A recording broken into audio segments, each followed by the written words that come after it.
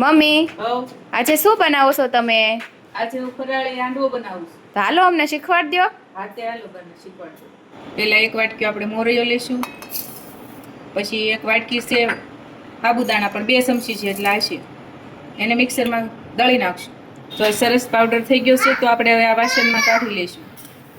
ખમણેલું બટેટું લેશું, પછી એટલા મરચાં લેશું, પછી એટલા ધાણા લેશું.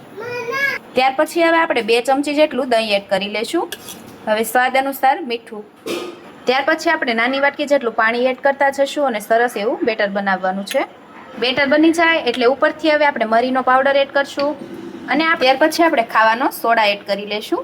ફરીથી સરસ મિક્સ કરી લેશું. હવે એક વાસણમાં આપણે તેલ ગરમ કરવા મૂકી લઈશું. તેલ ગરમ થઈ જાય એટલે આપણે તેમાં આખું જીરું એડ કરી અને મીઠા લીમડાના પાન એડ કરશું.